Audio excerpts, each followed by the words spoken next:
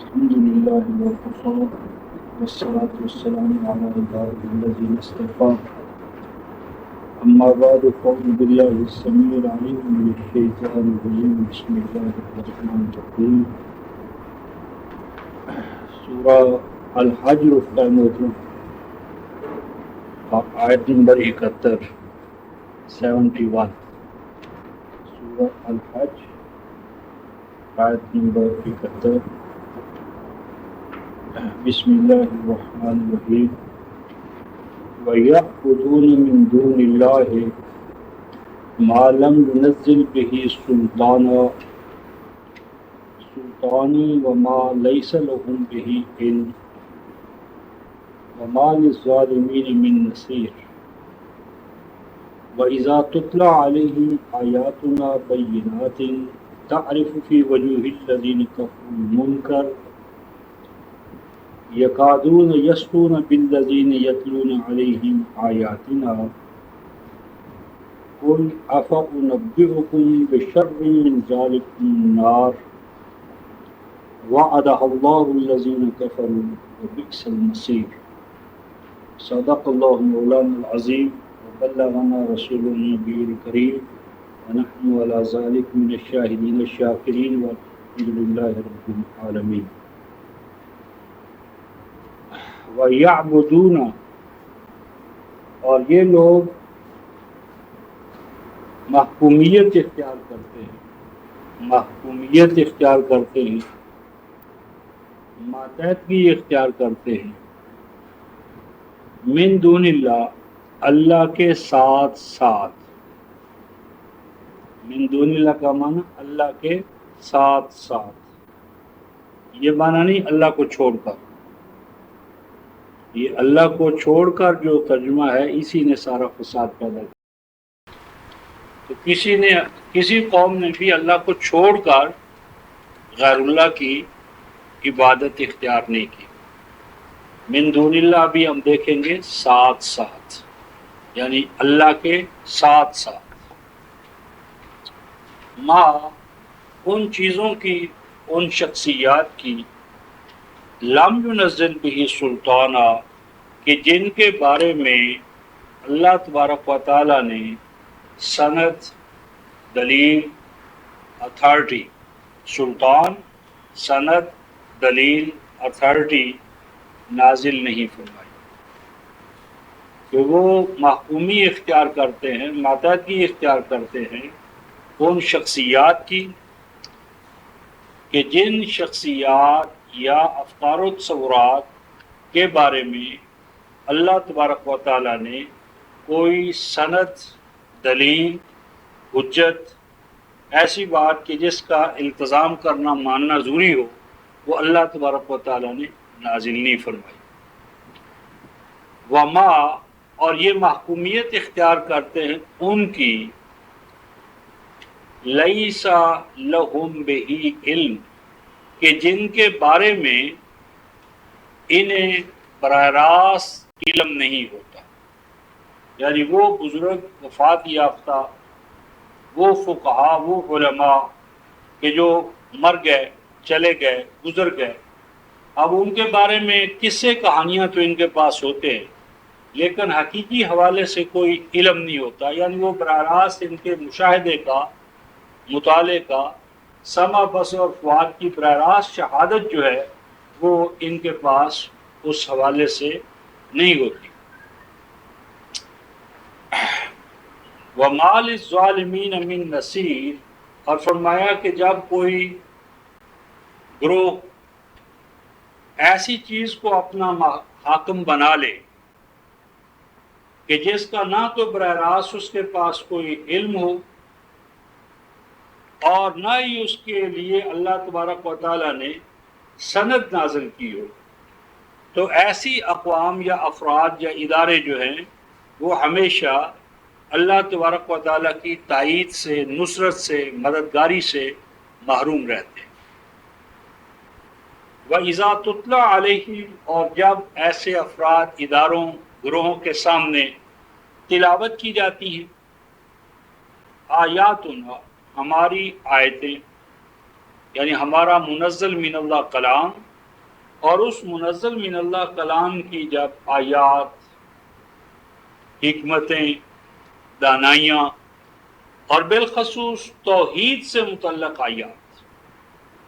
توحید کے اس بات کے لیے اور شرک کا قلع کم کرنے کے لیے جو آیات ہیں، وہ کیسی آیات ہیں؟ بینات، دو ٹوک، واضح۔ تو جب ان کے سامنے تلاوت کی جاتی ہے ہماری آیات کی، یہ بینات حال ہے، اس حال میں کہ ہماری وہ آیات دو ٹوک ہوتی ہیں، واضح ہوتی ہیں، کلیئر کٹ ہوتی ہیں، ہماری آیات میں کبھی بھی کوئی ابہام، اس میں کوئی الجھن، کوئی پوشیدگی، ایسی کوئی بات نہیں ہوتی۔ دو ٹوک اور واضح کلیئر کٹ جب آیات ان کے سامنے تلاوت کی جاتی ہیں تو اس کا ریئیکشن یا رد عمل کیا نکلتا ہے؟ تعارف ہو، اے قاری تو پہچانتا ہے، پہچان لیتا ہے، دیکھ لیتا ہے، فی وجوہ الذین کفروا، ان لوگوں کے چہروں میں، ان لوگوں کے فیسز پر، ان لوگوں کی شخصیتوں میں، الذین کفروا، جو کہ کفر اختیار کرتے، کفر انکار اور کفر شرک اور کفر توحید کا انکار اور کفر قرآن حکیم کے کامل و مکمل ضابطۂ حیات ہونے کا انکار۔ تو جو لوگ اللہ کی توحید کے منکر ہیں، جو اللہ کو شرک کے ساتھ ماننا چاہتے ہیں، مان رہے ہیں، جو اللہ تبارک و تعالیٰ کے کلام کے اندر نقص اور کمزوریاں تلاش کرنا چاہتے ہیں، تو ان کے سامنے جب تم ہماری دو ٹوک آیات تلاوت کرتے ہو تو تم دیکھ لیتے ہو ان کے چہروں پر وہ چیزیں، کون سی چیزیں؟ المنکر، کہ جو ان کے چہروں کو بگاڑ دیتی، یعنی وہ توحیدی آیات سن کر یا قرآن حکیم کے کمالات کو بیان کرنے والی آیات جب ان کے سامنے آتی ہیں، باپ دادا کی خدائی کا انکار، ان کے لاگیور ہونے کا انکار، تو ایسی آیات جب ان کو سنائی جاتی ہیں تو ان کے چہرے بگڑ جاتے ہیں، چہروں پر یعنی وہ بدحواسی، خفگی، ناراضگی، غصہ، گویا کہ اہل توحید کو، قرآن والوں کو، ان کے گویا کہ غضب، ناراضگی، جو بھی مطلب ہے، اکتاہٹ، بوریت، ساری چیزیں جو ہے نا وہ المنکر میں آ جاتی ہیں، تو ان کو تم ان کے چہروں پر صاف دیکھ سکتے ہو۔ مزید برآں ارشاد فرمایا یقادون، قادہ یقادو، ممکن ہونا، یعنی یہ بالکل ممکن ہے، ایسا بھی ہو سکتا ہے، یعنی یہ بات بھی کوئی انہونی نہیں، عجوبہ نہیں، اس بات کا ہونا بھی، وقوع پذیر ہونا بھی کوئی ایسی بات نہیں ہے کہ جس کو تم اچنبے کی بات قرار دو، عین ممکن ہے، عین ممکن ہے۔ کیا ممکن ہے؟ یستون،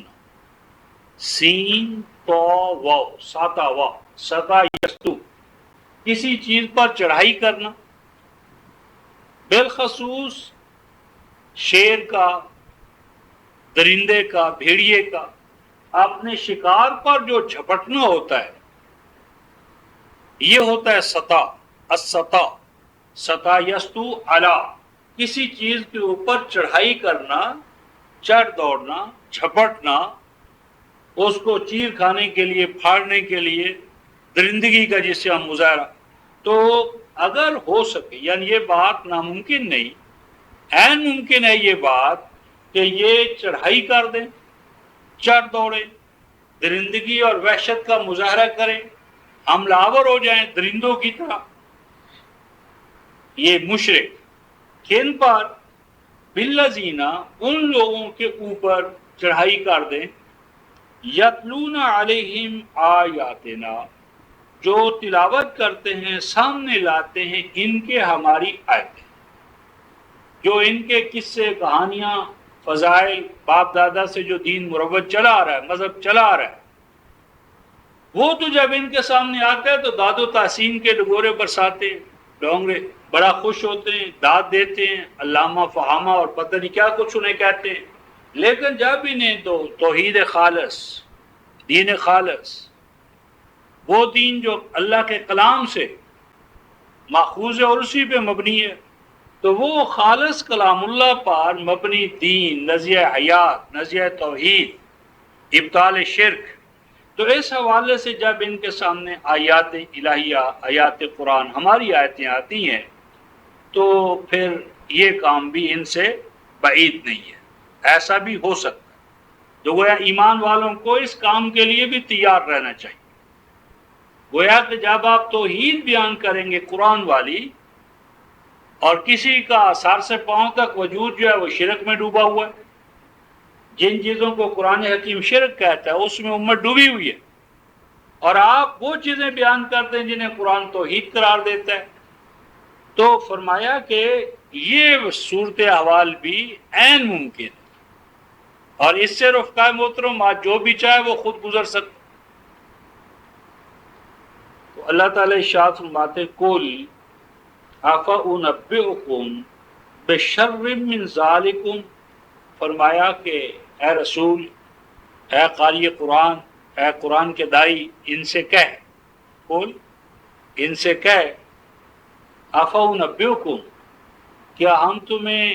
خبردار نہ کریں، بشر، ایک بری بات، من ذالکم، اس سے، اس رد عمل سے کہ جس کا یہ مظاہرہ کرتے ہیں۔ اس میں ابھی میں عرض کروں گا کہ یہ بشر من ذالکم میں اشارہ دو حوالوں سے، ایمان والوں کے حوالے سے بھی اور اہل کفر کے حوالے سے بھی، کہ اگر ایمان والے یہ توحید کا کام چھوڑ دیں گے تو پھر بھی جو ان کی مشرکانہ طاقتیں ہیں، انہوں نے جو ماحول ان مستضعفین کے لیے رکھا ہے وہ کوئی اچھا ماحول نہیں ہے، اس میں ان کی کون سی ذات کا تحفظ ہے یا ذات کا اعتراف ہے، یا پہلے کون سا انہیں انسان سمجھا جا رہا تھا، یعنی جس پرسیکیوشن سے وہ اللہ کی توحید یا اللہ کے دین کے لیے گزر رہے ہیں، تو یہ صورتحال یقیناً ناگوار ہے۔ لیکن فرمایا کہ اگر وہ سابقہ حالت دیکھیں، سابقہ حالت کون سی خوشگوار تھی،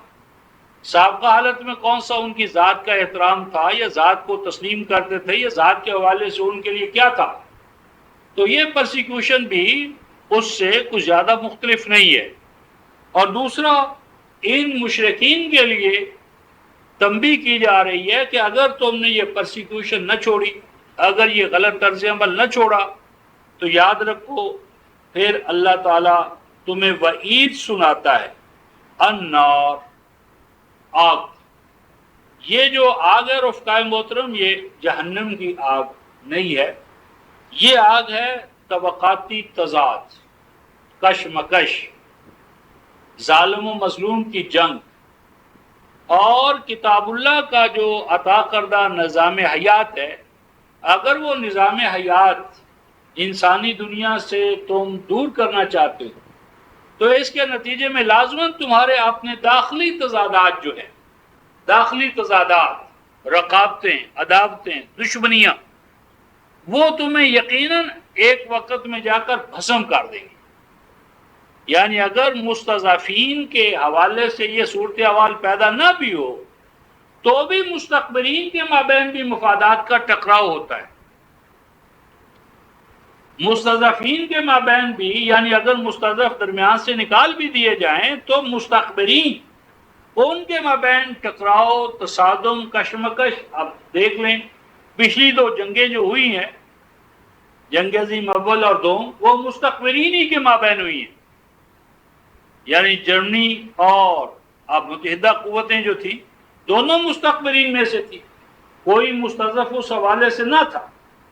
تو فرمایا کہ اگر تم ان مستضعفین کو نقصان پہنچا کر یہ سمجھو کہ ہم کامیاب ہیں، تو یہ کوئی کامیابی نہیں ہے، تمہارا تو یعنی جو زوال ہے وہ اس طرح بھی ہو جائے گا کہ مستقبرین کے مابین ایک آگ ہے۔ ہر جو دوسرے کی محنت کا استحصال کرتا ہے رفقائے محترم، تو ہر استحصال کرنے والا دوسرے استحصال کرنے والے کو نفرت کی نظر سے دیکھتا ہے، وہ اس کو تباہ کرنا چاہتا ہے۔ سرمایہ دارانہ نظام کا خاصہ ہی ہے کہ ایک کی کامیابی جو ہے وہ ہزارہ کے لیے ناکامی ہے۔ تو جن کے لیے ناکامیاں ہیں وہ یقیناً وہ انتقام کے اندر جو ہے نا وہ بھی گھلتے ہیں، وہ بھی گویا سوچتے ہیں، اور اس طرح یعنی اگر مستضعفین درمیان سے نکال دیے جائیں تو بھی فرمایا کہ تمہارے لیے آگ ہے، یعنی عداوت، رقابت، مخافات عمل کے نتیجے میں ٹکراؤ، تصادم، کشمکش۔ وعدہ اللہ الذین کفروا، اور فرمایا کہ یہ اللہ تعالیٰ کی وہ وعید ہے۔ جب کفر والوں کے ساتھ وعدہ ہو تو وعید کے معنی میں ہوتا ہے، توحید والوں کے ساتھ وعدہ ہو تو وہ مثبت تعمیری یعنی فلاح اور کامیابی کے حوالے سے ہوتا ہے۔ تو فرمایا کہ اہل کفر کے لیے، اہل شرک کے لیے، اہل ظلم کے لیے، استحصالی قوتوں کے لیے یہ آگ جو قانون مکافات عمل کے نتیجے میں پیدا ہوگی، فرمایا کہ یہ آگ بھڑک کر رہے گی۔ اور یہ آگ کیا ہے؟ وَبِئْسَ الْمَصِيرُ، بئس المصیر، آگ کیا ہوئی رفقا؟ بئس المصیر، کہ گویا کہ وہ اقتدار، وہ تمکن، وہ تنتنا، وہ طاقت، وہ قوت کہ جس کے بلبوتے پر تم مستضعفین کو تباہ و برباد کرنے پر تلے ہوئے تھے، اگر مستضعفین درمیان سے تم نے ہٹا بھی دیے تو خود مستکبرین کے مابین جو جنگ ہے، عداوت ہے، وہ خود ایک دوسرے کو لے ڈوبتی ہے، وہ خود ایک دوسرے کے لیے تباہی اور بربادی کا باعث بن جائے گی۔ تو بئس المصیر، بہت برا ہے وہ انجام جس سے خود مستکبرین آپس میں ٹکرا کر، ایک دوسرے کے ساتھ ٹکرانے سے جو برا انجام ان کے سامنے آنے والا ہے وہ بھی کوئی ان کے لیے خوشگواریوں کا باعث نہ ہوگا۔ ان آیات میں رفقا محترم ایک بنیادی بات ہے عبادت۔ تو عبادت ہمارے ہاں تو مطلقاً پوجا پاٹ کے معنی میں سمجھا گیا ہے، لیکن قرآن حکیم نے رفقا محترم عبادت کا معنی جو ہے بہت سے مقامات ہے، لیکن اگر ایک ہی مقام آپ کے ذہن میں ہمیشہ رہے، سورہ یوسف اور آیت نمبر 39-40، تو بس ایک ہی مقام جو ہے وہ عبادت کے مفہوم کے لیے کافی ہے، باقی پھر اس کے نتائج و ثمرات ہیں۔ تو سورہ یوسف کی آیت نمبر 39-40 میں اللہ تعالیٰ یہ ارشاد فرماتے ہیں کہ سیدنا یوسف علیہ السلام نے قید خانے کے اندر جو لیکچر دیا تھا دین کے حوالے سے، وہ یہ تھا، پہلے تو ارباب متفرقون ہیں، وہ ارباب رب جو بن جاتے ہیں، ربوبیت کا جو ٹھیکہ اپنے لیے لے لیتے ہیں، کہ جو امتوں میں انسانیت میں تفرقہ پیدا کرتے ہیں۔ ارباب متفرقون وہ نظام ہے ربوبیت کے چیمپئنز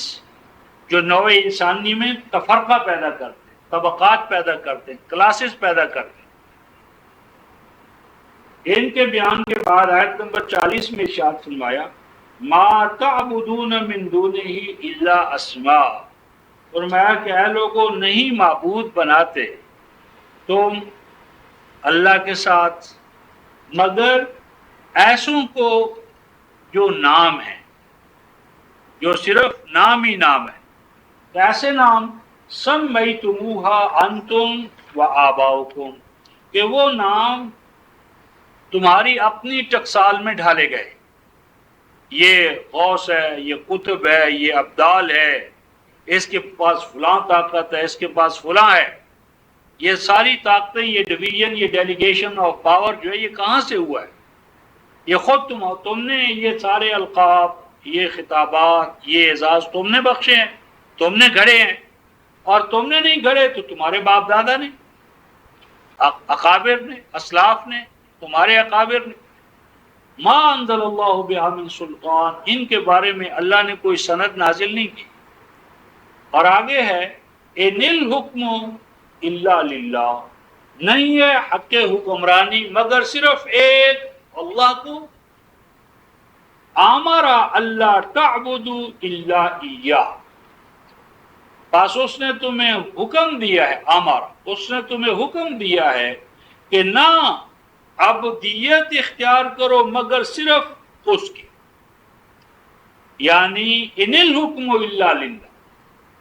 ان الحکم حق حکمرانی حاکمیت صرف اللہ کی ہے۔ تو عبودیت کیا ہے؟ اللہ کا محکوم بنو، ایک اللہ کے محکوم بنو، اور باقی جو حکمرانیاں ہیں ان کو پاش کرو۔ انسان پر کسی اور انسان کا حکمرانی کا حق، یہ تمام فسادات کی بنیاد ہے۔ انسان میں اخوت کے راستے میں یہ رکاوٹ، مساوات کے راستے میں یہ رکاوٹ، عدالت کے راستے میں یہ رکاوٹ، ربوبیت کے قیام میں یہ رکاوٹ۔ تو نوع انسانی میں مساوات کا نقطۂ آغاز ان الحکم الا للہ، تمام مخلوق محکوم ہے اور ایک ان کا حاکم ہے، اور وہ حاکم وہی ہے جو ان کا خالق ہے۔ اور اس اللہ کی حاکمیت سے مراد سورہ آل انعام کی آیت 115 کی روح سے یہ اللہ کا حق حکمرانی، یہ اظہار ہوتا ہے اس کا اللہ کی کتاب کی شکل میں۔ بس کل نوع انسانی پر اور بالخصوص ایمان والوں پر کتاب اللہ کی حاکمیت کا قیام، کہ جس کے نتیجے میں نوع انسانی میں ربوبیت کا قیام، عدالت کا قیام، مساوات کا قیام، اخوت کا قیام، یہ تمام چیزیں ہوتی ہیں، یہ ہے غایت عبودیت۔ فرمایا ذالک الدین القیم، یہ وہ نظام حیات ہے جو نوع انسانی کو اس کے پاؤں پر کھڑا کرنے کی ضمانت فراہم کرے۔ صرف اسی نظام حیات سے نوع انسانی جو ہے وہ اپنے پاؤں پر کھڑا ہوگی، ہر انسانی شخصیت جو ہے اس کو قیام کا گویا موقع ملے گا۔ وَلَٰكِنَّ أَكْثَرَ النَّاسِ لَا يَعْلَمُونَ، اس دور میں بھی لوگوں کی اکثریت دین کے اس مفہوم سے نابلد تھی، اور آج بھی یہی حال۔ اب اس کے بعد جو دوسری بات میں نے عرض کرنی ہے رفقائے محترم، وہ ہے من دون اللہ۔ من دون اللہ کا معنی مذہبی پیشوائیت نے جو جل دیا ہے، فریب دیا ہے، وہ یہ جی کہ من دون اللہ، اللہ کے ما سوا، اللہ کو چھوڑ کر۔ یہ جو مفہوم ہے اللہ کو چھوڑ کر، اس کو گویا اس سے اپنا رشتہ ناتا توڑ کر کسی غیر کو پکارنا، یہ شرک ہے۔ اور ہم تو بھائی اللہ کے ماتحت رکھ کر رہے ہیں، لہٰذا یہ تو ہیلا وسیلہ ذریعہ ہیں، شفیع ہیں، یہ اس کیٹیگری میں نہیں آتے۔ تو یہ باطل تصور ہے۔ اس کے لیے میں دو بنیادی حوالہ جات آپ کے سامنے لکھواتا ہوں۔ مثلا سورۃ المائدہ کی آیت 116 میں آپ کو یہ مقام ملے گا کہ حضرت مسیح ابن مریم سے قیامت میں کہا جائے گا اَأَنْتَ قُلْتَ لِلنَّاسِ، اے مسیح کیا تو نے لوگوں کو کہا تھا کہ اے لوگوں بناؤ مجھے اور میری ماں کو الہین، دو الہ، آگے ہے اللہ کے دون، یعنی اگر دون کا معنی اللہ کے ماں سوا کریں تو آج روئے زمین پر آپ پھیلی ہوئی مسیحیت کو دیکھ لیں، کیا کسی دور میں بھی مسیحیت نے اللہ کو چھوڑ کر مسیح یا مریم کو گاڈ ہوڈ جو ہے اس کا اعتراف کیا؟ آج بھی ان کا عقیدہ ٹرینٹی کا اگر ہے، تثلیث کا، تو اس کے ساتھ توحید ہے، دو ایک تین میں ہے، تین ایک میں ہے، یعنی اللہ کو مانتے ہوئے، اللہ کو الگ کرتے ہوئے، اس سے رشتہ توڑتے ہوئے کسی نے نہیں مانا۔ تو دون کا یہ جو معنی ہے کہ اللہ کو چھوڑ کر، غلط۔ دون کا معنی اللہ کے ساتھ ساتھ۔ اسی چیز کو سورہ یوسف کی آیت 106 میں ارشاد فرمایا وَمَا يُؤْمِنُ أَكْثَرُهُمْ بِاللَّهِ إِلَّا وَهُمْ مُشْرِكُونَ، دنیا میں تمہیں اکثریت ایسے مومنوں کی ملے گی جو اللہ کو بھی مانتے ہیں اور اللہ کے ماننے کے باوجود وہ مشرک ہیں، اللہ کو ماننے کے باوجود مشرک۔ تو یہ ہوتا ہے رفقائے اللہ کے ساتھ ساتھ۔ پھر اس کے ساتھ سورہ القصص کی آیت نمبر 23 میں آپ کو ایک مقام اس طرح ملے گا کہ سیدنا مسیح حضرت یعنی موسیٰ، حضرت موسیٰ جب مدین کے گھاٹ پر پہنچے ہیں، پن گھاٹ، کنواں جہاں سے پانی سارے پلا رہے تھے، تو وہاں قرآن کہتا ہے وَوَجَدَ، اور پایا سیدنا موسیٰ علیہ السلام نے ان چرواہوں کے من دون امرأتین تذودان. اب کیا مانا کہ ان چرواہوں کے ماں سوا، یعنی ان کو الگ کرتے ہوئے چھوڑتے ہوئے نہیں، ان کے ساتھ ساتھ چرواہے تھے، اور ان چرواہوں ہی کے ساتھ آپ نے دو عورتوں کو پایا. وہ کیا کام کری؟ تذودان، جو اپنے جانوروں کو روکے ہوئی تھی کہ وہ پانی کی طرف نہ بڑھنے پائیں. تو میری مراد ہے کہ وہاں پر من دونہم، ان چرواہوں کے ماں سوا کا معنی نہیں ہے کہ وہ چرواہے الگ تھے ان کو چھوڑتے ہوئے یا ان سے رابطہ منقطع کرتے ہوئے، بلکہ اس کا معنی ہے ان کے ساتھ ساتھ، چرواہوں کے ساتھ ساتھ انہوں نے دو عورتوں کو پایا. لہذا من دون اللہ کے اندر جو ہے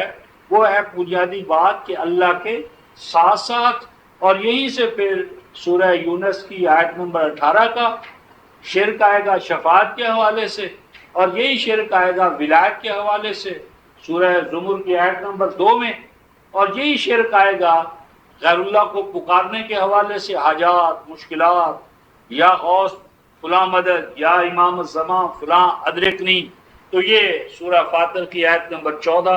اور سورہ جو آپ کی الاحقاف اس کی آیت نمبر 5 اور 6. خیر آگے جو فرمایا رفقائے محترم، معلم ینزل بہ سلطانہ، یہ رفقائے محترم بہت اہم مقام. فرمایا کہ تم معبود بناؤ، حاکمیت اختیار کرو ان کی کہ جن کے لیے اللہ تعالیٰ نے کوئی سند نازل نہیں کی. یہ جو عبودیت ہے جس کے لیے اللہ کے ہاں سند نہیں نازل ہوئی، اس کو قرآن حکیم نے شرک بھی کہا ہے. اور ہر امت پر جو اللہ تعالیٰ نے حرام چیزیں اس کو بتائی ہیں، ان میں سے اس کا بڑا اہم مقام تھا. مثلا اگر آپ سورہ الاعراف تو اس میں جو محرمات آئے ہیں ان میں آیت نمبر 33 میں، سورہ الاعراف آیت نمبر 33، قل انما حرم ربی الفواحش ما ظہر منها وما بطن. فرمایا اے رسول آگاہ کرو کہ بے شک اس کے سوا کوئی بات نہیں. انما، بات تو صرف اتنی ہے کہ میرا رب حرام قرار دے چکا ہے الفواحش، تمام فواحش کو. وہ فواحش ما ظہر منہا، خواہ وہ ظاہری نوعیت کی ہوں، خواہ وہ اپنی یعنی فزیکل حالت میں ہو، وما بطن، اور وہ جو باطنی یعنی انسان کے ظاہر سے متعلق ہوں یا اس کے باطن سے، دونوں فواحش حرام ہیں. والاسم، اور ہر وہ چیز کہ جسے قرآن اسم قرار دے وہ حرام ہے. اسی سے بعض کہتے ہیں جی قرآن نے کہاں کہا ہے خمر حرام ہے، تو قرآن خمر کو اسم کہتا ہے. خمر جو ہے اسمہما اکبر من نفعہما. تو اگر قرآن نے خمر کو اسم کہا ہے اور قرآن کہتا ہے ہر اسم اللہ حرام قرار دے چکا ہے، کہ میرا رب حرام قرار دے چکا ہے تمام فواحش کو، خواہ وہ ظاہر کی ہوں یا باطن کی، اور میرا رب حرام قرار دے چکا ہے ہر الاسم میں لام جنس، ہر وہ چیز کہ جس پر عذر کتاب اللہ اسم کا اطلاق ہو وہ حرام ہے. والبغی بغیر الحق، بغاوت بھی حرام ہے، لیکن وہ بغاوت حرام ہے رفقائے محترم جو حق کے بغیر ہو. حق کے غلبے کے لیے طاغوتی نظام کے خلاف بغاوت کرنے کی تو ایک سٹیج آتی ہے کہ وہ واجب ہو جاتا ہے۔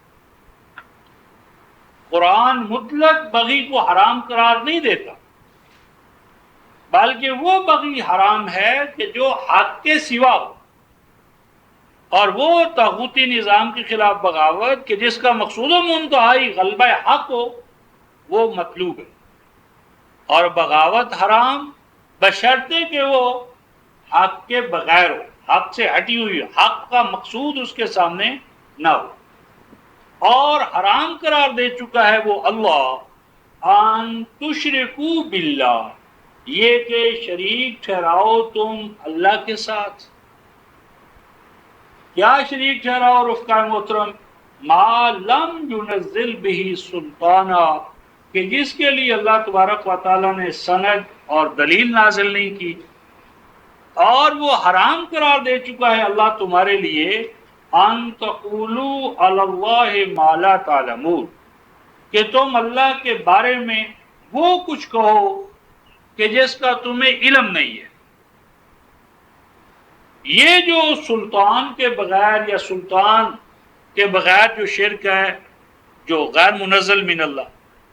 اس سے اللہ کا کوئی نقصان نہیں ہوتا رفقا محترم۔ اللہ کا کیا نقصان ہے؟ یہ دین، یہ عبادات، یہ شرک کا رفقا محترم یہ خود انسانی ذات کے خلاف ہے۔ اس شرک کے ارتکاب سے ذات انسانی کو نقصان پہنچتا ہے، انسانی معاشرہ جو ہے وہ اونچ نیچ کا شکار ہوتا ہے، انسانی معاشرے کے اندر خوف اور حزن کی کیفیت، حالت، استبداد وہ برقرار رہتا ہے۔ یہ چیزیں نوع انسانی کی نجات کے راستے میں رکاوٹ بنتی ہیں، اس لیے اللہ تعالیٰ نے ان کو حرام قرار دیا۔ یہ اللہ کا مسئلہ نہیں ہے۔ شرک کے ساتھ اگر نوع انسانی اللہ کا کفر بھی کرے تو اللہ کو کیا نقصان ہے؟ تو مذہب کی یہ اپروچ بھی باطل ہے کہ اللہ تعالیٰ نے شرک کو اس لیے حرام قرار دیا ہے کہ گویا کہ یہ کوئی اللہ کا مسئلہ ہے، کہ جس طرح انسان کوئی عورت شوقن کو برداشت نہیں کرتی تو اللہ کوئی دوسرے الہ کو کیسے برداشت کرے؟ تو یہ غلط تصور ہے۔ اللہ کے لیے ایسی مثالیں قیاس کرنا ہی باطل ہے۔ اور مزید برآں یہ کہ اللہ نے سورہ الحج کی آیت نمبر 30 میں ہم نے پڑھا کہ یہ جو شرک کرنے سے من یشرک باللہ فکأنما خر من السماء فتخطفه الطیر اور تہوی به الريح فی مکان صحیح، کہ شرک کے ارتکاب سے انسان اپنے مقام بلند سے گرتا ہے۔ تو انسان کو اس کائنات کے اندر جس مقام بلند پہ فائز اللہ تعالیٰ دیکھنا چاہتے ہیں کہ سخر لکم ما فی السماوات و ما فی الارض،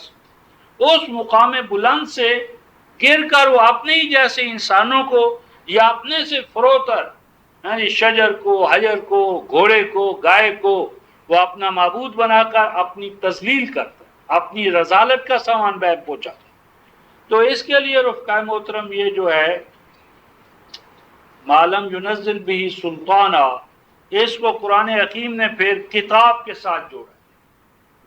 ہم انزلنا علیہم سلطانا فہو یتکلم بما کانوا بہ یشرکون۔ تو یہ 35-40 میں اور 30-35 میں اس سلطان کو کتاب کے حوالے سے قرآن بیان کرتا ہے، جس کا معنی یہ ہے کہ ہر وہ چیز کہ جس کی سند یا اساس یا بنیاد کتاب اللہ میں نہ ہو،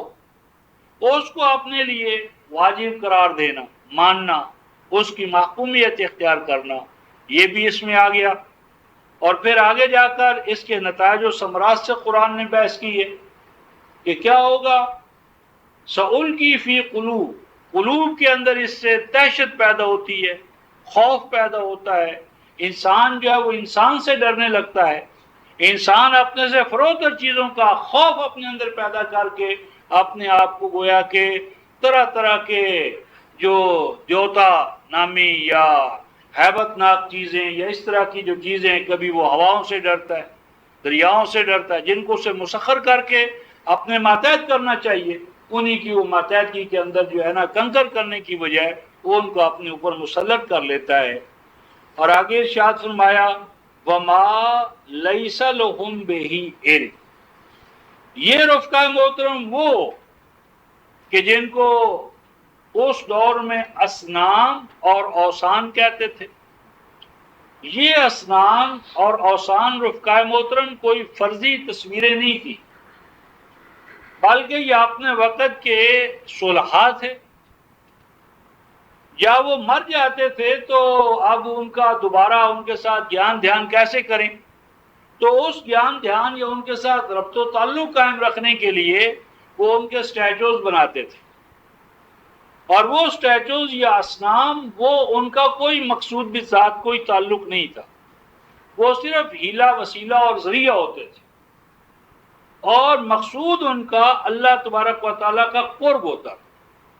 قرآن یہاں پر ان کے اوپر تنقید یہ کرتا ہے وَمَا لَيْسَ لَهُمْ بِهِ عِلْمٌ، کہ انہوں نے ان کو اپنا معبود بنا لیا ہے کہ جن کے بارے میں ان کو کوئی براہ راست علم نہیں ہے. دوسروں کو تو چھوڑے رفقائے محترم، اس وقت ہمارے اندر یہ جس شکل میں مثلا ائمہ کہ جن کی فقہیں ہمارے لیے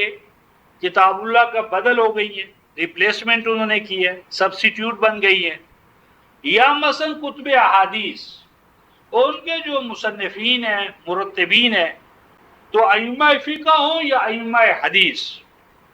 ان میں سے کسی نے براہ راست نہ تو یہ دعویٰ کیا خود ان کی اپنی کتابوں کے ساتھ، یعنی ابو حنیفہ نے خود کوئی کتاب نہیں لکھی اور نہ خود انہوں نے کوئی اس طرح کی چیز تصنیف کی ہے، تدوین کی ہے، اور نہ کہیں انہوں نے کہا ہے کہ میرا جو کچھ یہ ہے یہ کتاب اللہ پر حاکم ہے، قاضی ہے، اب اس کو پکڑ لو اور کتاب اللہ کو چھوڑ دو. اور یہی حال ائمہ حدیث کا. اگر ہم ان کی اپنی جو سرفیس ویلیو اسی کے حوالے سے لے لیں تو مطلب یہ ہے کہ اس کے حوالے سے بھی یہ بہت بڑا مسئلہ ہے. اور خود جس حدیث کو ہم نے یہ مقام دے دیا ہے وہ بیان کرنے کے بعد آخر میں کہہ دیتا ہے او کما قال، یعنی یا تو یہی بات ہے جو تمہیں میں کہہ رہا ہوں یا اس سے کوئی ملتی جلتی بات ہوگی، یا تو یہی الفاظ ہیں یا کوئی ملتی جلتی بات ہوگی. یعنی آخر کار بات جا کر ظن پر جا رکتی ہے. ظن ہے، گمان ہے، اسپیکولیشن ہے، قیاس ہے،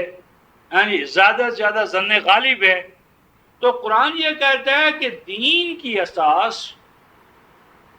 العلم پر، اور العلم کے بارے میں قرآن کہتا ہے رفقائے محترم سورہ بنی اسرائیل 17ویں سورہ کی آیت نمبر 36 میں کہ لا تقف ما لیس لک بہ علم ان السمع والبصر والفؤاد کل اولئک کان عنہ مسئولا، کہ ہر فرد براہ راست اپنی آنکھوں کو، اپنے کانوں کو، اپنے دل دماغ کو کام میں لائے. اور اگر اپنی آنکھوں سے وہ دیکھتا نہیں، اپنے کانوں سے سنتا نہیں، اور اپنے دل دماغ سے اس سنی ہوئی اور دیکھی ہوئی بات کی تحقیق نہیں کرتا، تو قرآن حکیم نے اسے شرک بھی قرار دیا ہے، کفر بھی قرار دیا ہے، اور جہنمی جماعت کا گروہ کا وصف بھی یہ بیان فرمایا رفقائے محترم سورہ الاعراف آیت 179، 7ویں سورہ کی آیت 189 میں ارشاد فرمایا وَلَقَدْ ذَرَعْنَا لِجَهَنَّمَ كَثِيرًا مِنَ الْجِنِّ وَالْإِنسِ لَهُمْ قُلُوبٌ لَا يَفْقَهُونَ بِهَا، فرمایا کہ جہنم جن کو ڈالا جائے گا، ہانکا جائے گا، پھینکا جائے گا، وہ ان کی اکثریت ان افراد پر مشتمل ہوگی کہ جن کو ہم نے دل دماغ عطا کیے تھے مگر وہ دلوں سے دماغوں سے سوچنے کا کام نہیں لیتے تھے. آنکھیں دی تھی، آنکھوں سے دیکھتے نہیں تھے،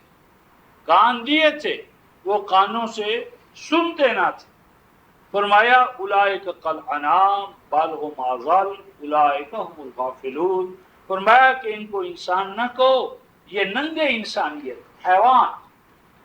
اینیملز. اور جب کوئی قوم یا جماعت رفقائے محترم حیوان کے مقام پر ہوگی تو آپ جانتے ہیں حیوان کی لگام تو انسان کے ہاتھ میں ہوگی. تو گویا سوچنے سمجھنے والی قومیں وہ گویا کہ ان کو اپنی محکومی میں محتاجی میں لے کر چلیں گی۔ تو آگے فرمایا رفقائے محترم وما للظالمین من نصیر، نہیں ہے ایسے افراد کے لیے جو نہ اپنی آنکھوں سے دیکھیں، نہ اپنے کانوں سے سنیں، نہ اپنے دل دماغ سے کوئی کام لے، تو ایسے افراد جو خود اپنے اوپر یہ ظلم کرتے ہیں تو کون ان کی مدد کو آئے گا؟ آگے جو رفقائے محترم آیت نمبر 72 آ رہی ہے، تو اس میں ایک تو یہ قرآن کا مقام ہمارے سامنے ہے جس سے یہ پتہ چلتا ہے کہ توحید والی آیات یا قرآن کے دین خالص کو بیان کرنے والی آیات جب بھی آپ بیان کریں گے، ناممکن ہے کہ جو شرک پہ مبنی مذہب ہے اس کے نمائندگان ہیں وہ آپ کے ساتھ نہ ٹکرائیں۔ یوں سمجھ لیں رفقائے محترم، اگر کہیں پر بناسپتی گھی بک رہا ہے تھوک کے بھاؤ، یا کوئی ناخالص چیز جعلی چیز بک رہی ہے، تو اس منڈی میں آپ کوئی خالص چیز لا کر دیکھ لیں، تمام جعلی کاروبار کرنے والے اس شخص کے خلاف متحدہ ہاتھ بنا لیں گے جو خالص سچی اور سچی چیز بیچنا چاہتے ہیں۔ تو جس طرح منڈی کے اندر رفقائے محترم سچی اور سچی چیز بیچنا ممکن نہیں، متحدہ محاذ بن جائے گا جعل کاروں کی طرف سے، یہی حال دین کا ہے۔ تو جب مذہبی دکانداروں نے اپنے مفادات کے لیے کتاب الہی پر پردے ڈالے اور اس کو تعویذات کے طور پر بیچنا کاروبار بنا لیا، پیٹ کا دھندا بن گیا، اب جب بھی کوئی بندہ خدا قرآن پہ ان پردے ہوئے جو دویز پردے ہیں ان کو چاک کرے گا، ان کو اٹھائے گا، ان کی طرف نشاندہی بھی کرے گا، انگوش نمائی کرے گا، تو لازمی بات ہے کہ ٹکراؤ ہوگا، تصادم ہوگا، کشمکش ہوگی، وہ اس کے خلاف اسی طرح متحدہ محاذ بنے گا کہ جس طرح اس کے خلاف بنتا ہے اس فرد یا ادارے کے خلاف جو خالص چیز بیچنے کے لیے کتنی خالص کیوں نہ ہو، وہ ناخالص منڈی میں جو بھی بیچنے کے لیے آئے گا، پیش کرنے کے لیے آئے گا، اس کا جو انجام ہوتا ہے وہ یہاں بھی ہوگا۔ تو یہ تو ضمانت ہے اس بات کی، دلیل ہے اس بات کی کہ آپ کے پاس سودا خالص ہے۔ اس ضمن میں رفقائے محترم ایک تو ہم سورہ زمر کی آیت نمبر 2 دیکھتے ہیں، اس میں بھی ایک بنیادی شرط دین کی آئی ہے ہمارے لیے۔ سورہ 39ویں سورہ ہے، سورہ زمر،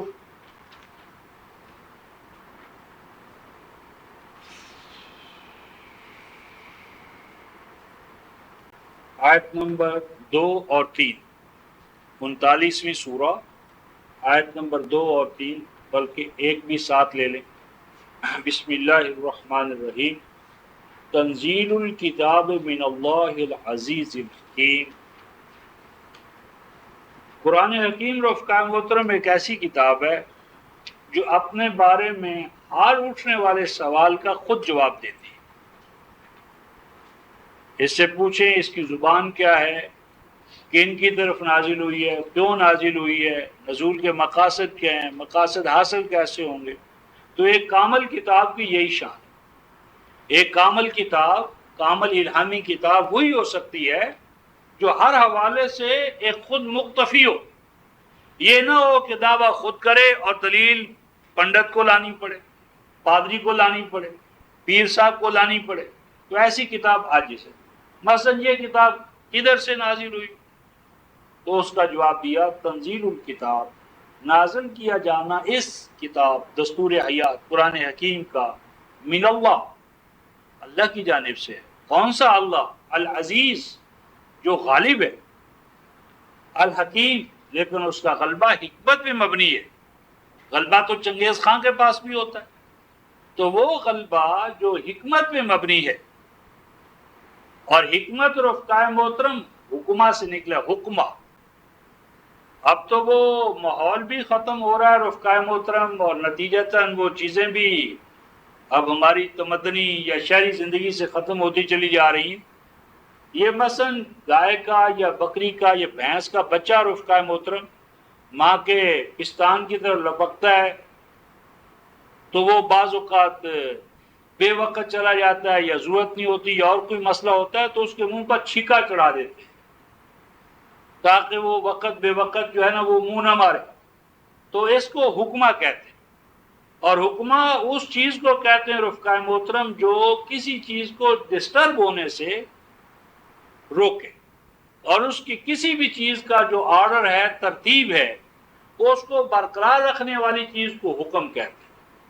تو من اللہ العزیز الحکیم وہ حکیم ذات کہ جس نے یہ حکمت اس لیے نازل کی ہے تاکہ نو انسانی میں فساد پیدا نہ ہو، ظلم پیدا نہ ہو، استحصال پیدا نہ ہو۔ انا انزلنا الیک الکتاب،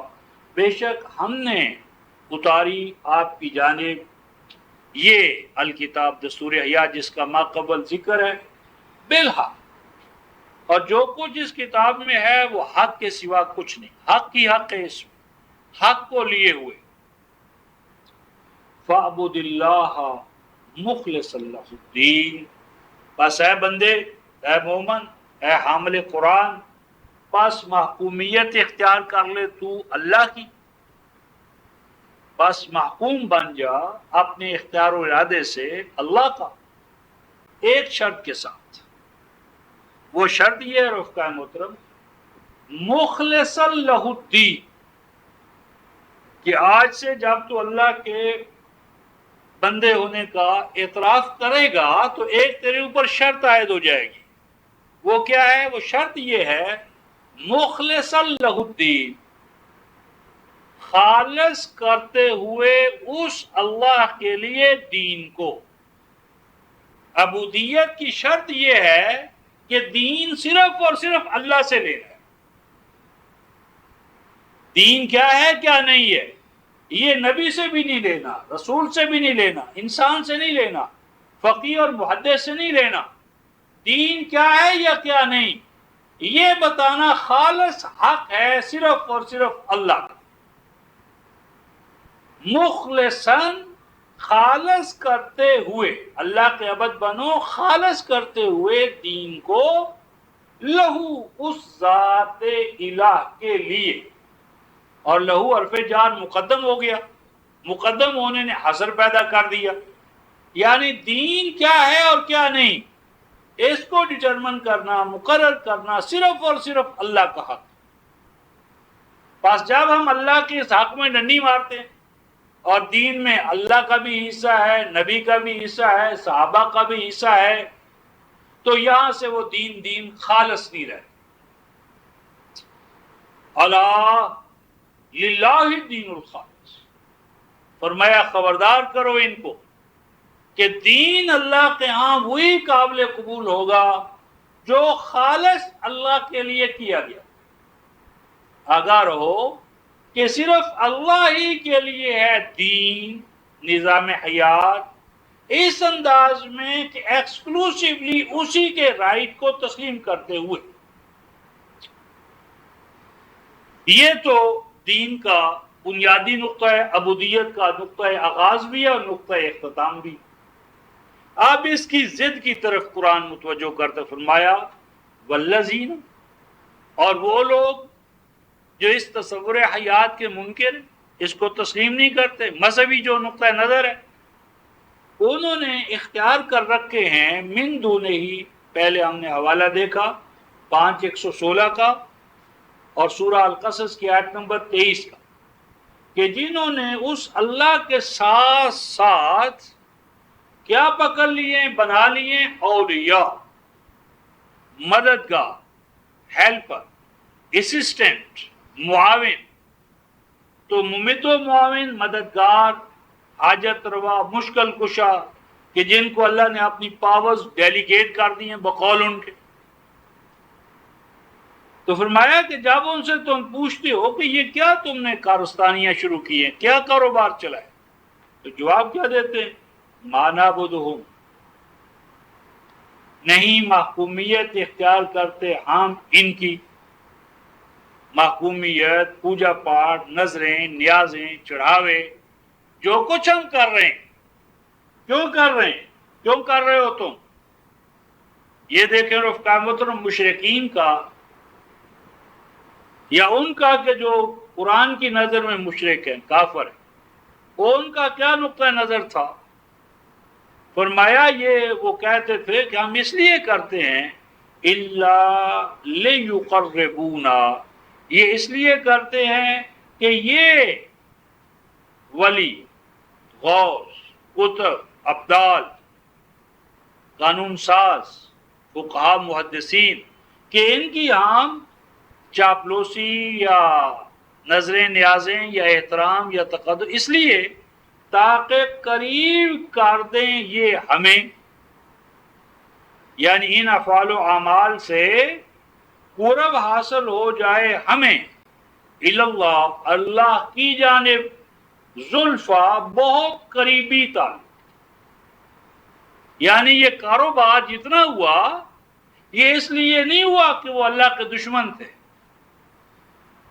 کہیں بھی شرک رفقا محترم نبی کی عداوت پہ نہیں آئے گا، جب بھی آئے گا نبی کے عشق کے نام پر آئے گا، اللہ کی دوستی اور قرب کے نام پر آئے گا۔ بھئی ہم تو اللہ کے قرب کے متلاشی ہیں،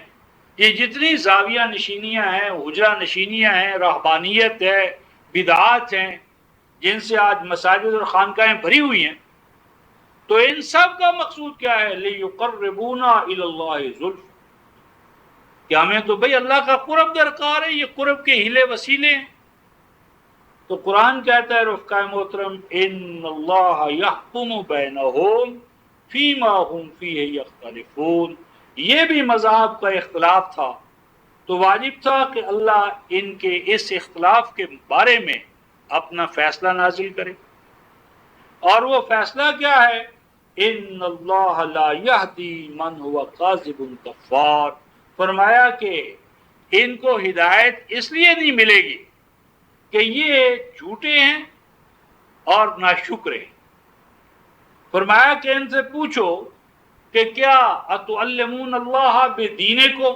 اتعلمون اللہ بدینکم، عجیب الفاظ ہیں رفقائے محترم،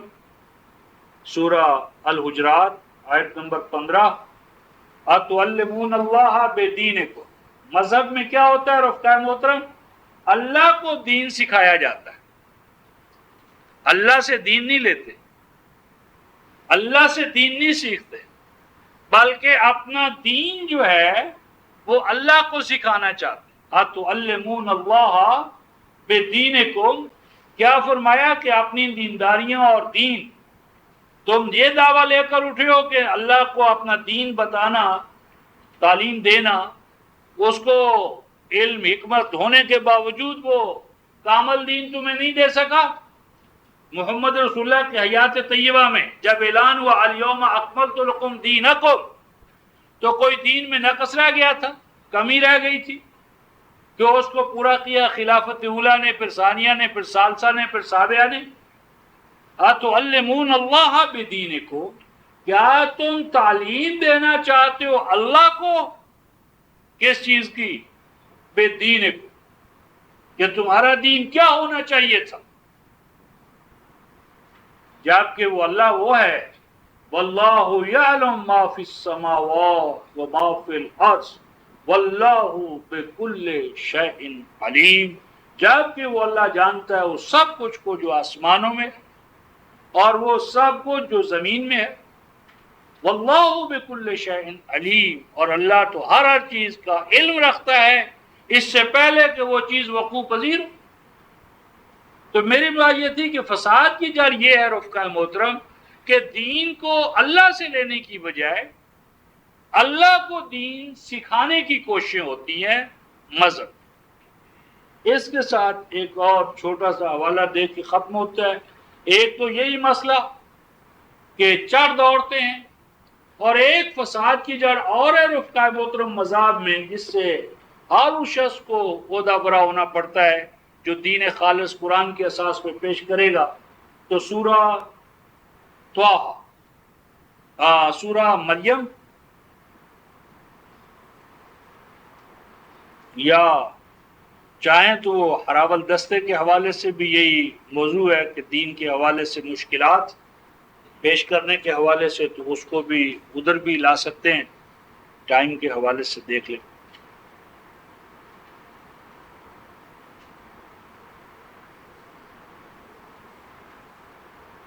تو وہ پھر اس کو دوسرے میں لیا راول دستے کے